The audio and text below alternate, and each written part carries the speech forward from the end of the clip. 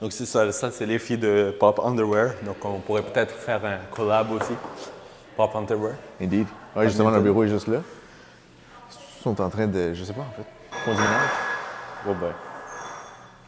Il se passe des choses. C'est le gros ménage d'été chez eux là en ce moment. Ouais. Good, let's do it. Nice. Petit warm-up. Oh, Délicieux. Nice. Puis, comment ça va Andrés aujourd'hui? Salut, merci à toi. J'étais distrait. Peut-être mentionner aux gens qui qu'on est. Fait que, Ouais. présente-toi donc. C'est quoi ton pitch? Donc bonjour, je m'appelle Charles. Et on joue au badminton en ce moment. De façon improbable. Parce que c'est comme n'importe quel bureau, on a un set de badminton. Il faut. Youp. Donc, ouais, c'est ça. Avec Andrés, on est entrepreneur. Yep. On aime ça, avoir des idées intéressantes, originales. I guess. Donc, moi, de mon côté, j'ai un studio de création de podcasts parce que j'aime écouter les histoires des gens. Je suis une personne qui aime écouter avant tout. Une personne qui aime quoi? Écouter. Écouter. Donc, je me suis dit, c'est ma force, donc pourquoi pas lancer un podcast? Indeed. Une idée de podcast comme ça. Puis toi, Andrés? Et moi, ben, je m'appelle Andrés. Je suis développeur web depuis 9 ans.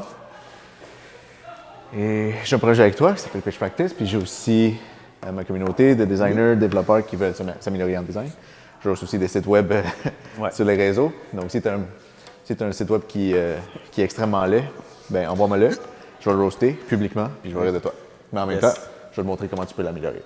Ouais. Puis, justement, nous on joue au badminton parce qu'on veut se partir encore un autre petit projet qui serait d'essayer de trouver une salle ou un gymnase qui nous permet d'accueillir combien de personnes? 6 fois?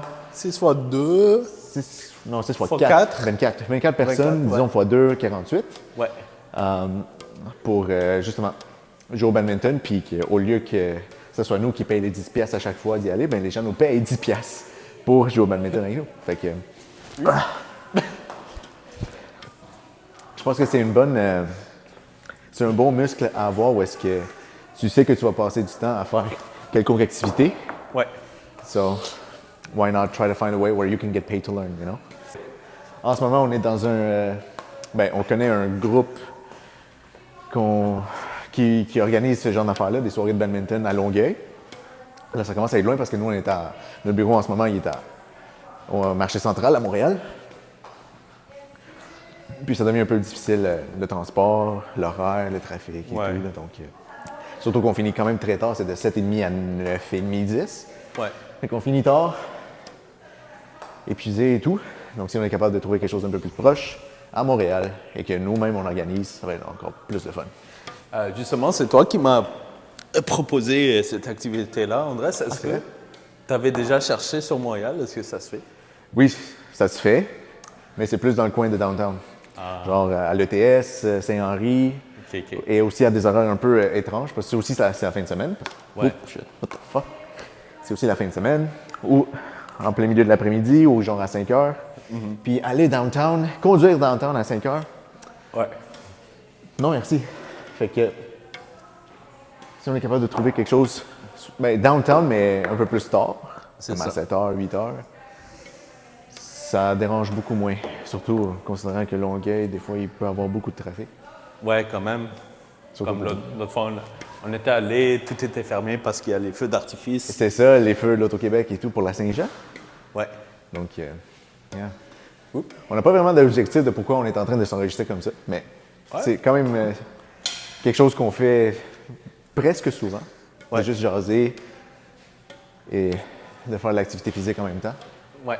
Donc, du petit multitasking, parler de nos projets. Fait que là, tant qu'à faire, on va l'enregistrer, voir si c'est quelque chose qui intéresse les gens. Sinon, ben tant pis, au pire, on aurait eu du fun. Ouais. Puis, Pour essayer ça, de personnes qui jouent au badminton. ben ouais, ça peut justement être ça le podcast. 2 personnes qui jouent au badminton au bureau avant qu'ils se fassent kick-out. Fait que Andrés, c'est quoi ton win de la semaine? Mon win de la semaine? Mon win de la semaine. Ah oui, donc... comment je peux dire ça? Je me suis amélioré dans ma gestion de temps parce que c'est quand même très nouveau pour moi de gérer autant de projets puis que ça roule quand même bien. Nice. Donc je pense que d'avoir un bon horaire, d'avoir un good management, time management de tout, non seulement les rencontres, le temps alloué au projet, mais aussi le temps alloué pour ma sanité. Ouais. C'est très important. Je pense que je m'en viens sur la bonne voie. Nice. Puis, c'est quand même gratifiant. C'est comme, oui, c'est comme, on ne veut pas être dans cette position-là, mais tu as beaucoup de projets, tu as une checklist, tu arrives à gérer ton temps, puis c'est quand même satisfaisant de réussir cet exploit-là. Exact. Surtout de réduire tout ce qui est... tout ce qui nécessite une charge mentale quand même assez lourde. Ouais. Donc, si tu es capable de minimiser ces choses-là le plus possible, ça te permet d'être encore plus efficace dans les projets qui ont plus d'impact dans ta vie. Parfois, c'est ça le badminton. On est contraint par la géométrie de la salle. Eh oui. C'est pour ça qu'on cherche un gymnase, ça. Ouais. Donc, s'il vous plaît. Ouais. Ah, ça pourrait être cool. Ça, justement, ça peut être le premier épisode où est-ce que, on commence dans nos humbles débuts. Ouais. Puis le prochain podcast, ça va être au gymnase. Au gymnase. Puis pendant qu'on est en train de jouer one-on-one, il y a du monde qui vient pour check-in. Ça pourrait être ça. Ouais, c'est ça. Ça pourrait être ça. On pourrait continuer à faire des podcasts comme ça. Ben oui. Puis c'est quoi tes défis en ce moment, Andrés? Mes défis? Ben en fait, toi, c'est quoi ton win de la semaine avant de rentrer là-dedans? Mon win de la semaine? Je dirais, c'est de pouvoir m'écouter plus. OK. Qu'est-ce que ça veut dire? Puis d'avoir cette flexibilité-là de comme faire le travail qui me plaît. OK. Quand je veux. Donc, je suis plus à l'écoute de moi-même. Pas nécessairement juste travail, mais aussi comme au plan personnel, relationnel, de savoir c'est quoi mes besoins, être proche de la famille, tout ça. OK.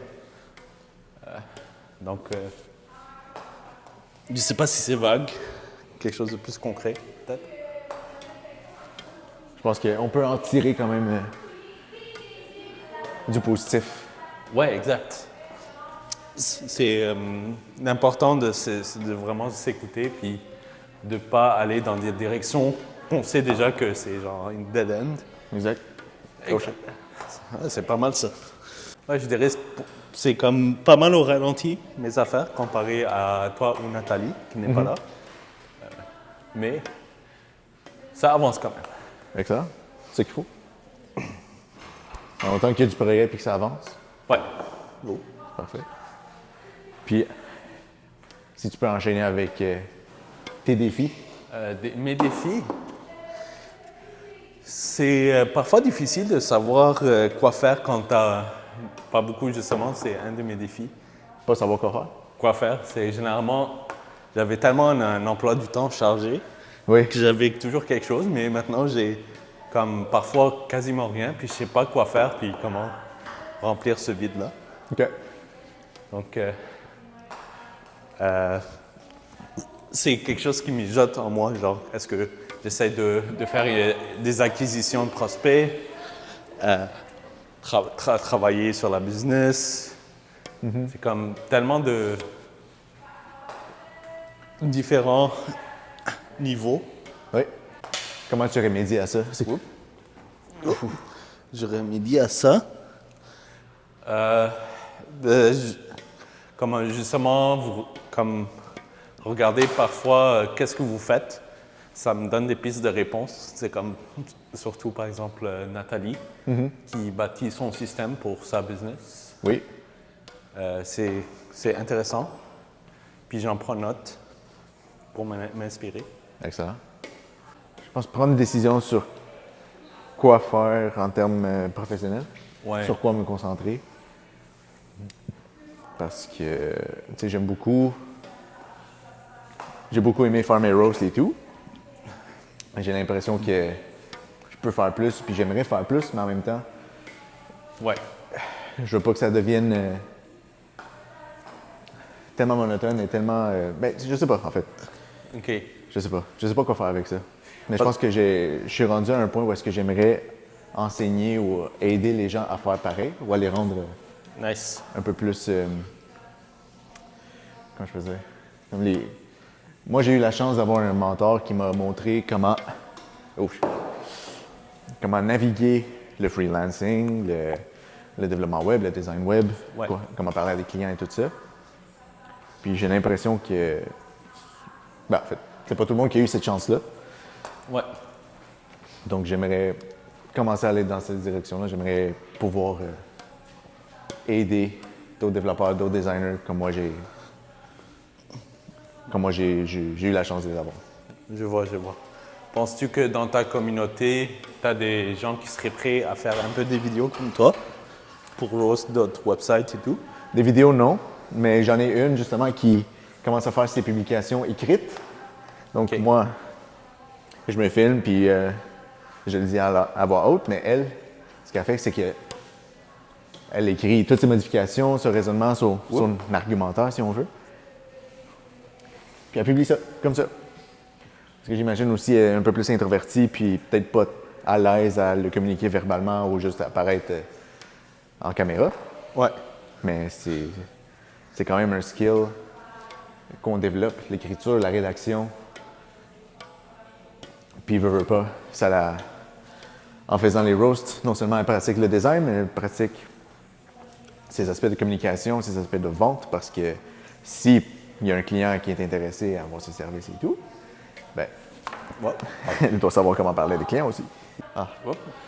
Puis, ouais, justement, pour revenir au point que j'ai failli oublier de mentionner, une affaire qu'on ne nous apprend pas, tu sais, à l'école, on apprend à devenir bon dans le job, mettons. Ouais. Devenir bon en designer, à parler de couleurs, l'utilisation de l'espace, etc., etc. Mais on ne nous apprend jamais à freelancer, comment trouver des clients, comment parler aux clients, comment négocier des contrats, comment mettre un prix sur ses services, comment se mettre de l'avant, quoi afficher sur le portfolio. Donc, il y a tellement de choses à considérer que si j'avais pas eu de mentor, j'aurais pas eu de chance, aucune chance sur le marché du travail. Fait que je trouve ça important à souligner. 100%. Puis je pense que c'est une réalité dans plusieurs domaines.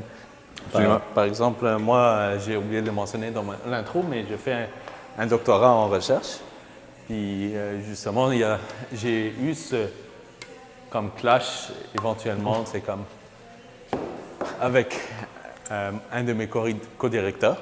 Oui. C'est comme, qu'est-ce qui est vraiment un bon scientifique? Est-ce que c'est nécessairement juste publier ses résultats? Oui. Mais comme, qu'est-ce qui m'assure que les résultats sont bons, ils ne sont pas genre trafiqués, des affaires comme ça. Donc, avoir cet esprit critique, pouvoir vraiment communiquer comme il faut, puis le communiquer à une audience qui ne connaît pas nécessairement ton projet. OK. C'est quelque chose que je trouve qui manque dans le domaine, justement. Et pourquoi tu penses?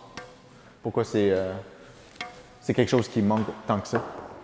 C'est comme si je fais l'analogie à quelqu'un qui est en design, c'est comme on est tellement coincé avec nos expériences, générer des résultats ou créer des websites, donc coder et tout, que tu oublies cet aspect-là de genre, il faut quand même s'assurer qu'on arrive à communiquer OK.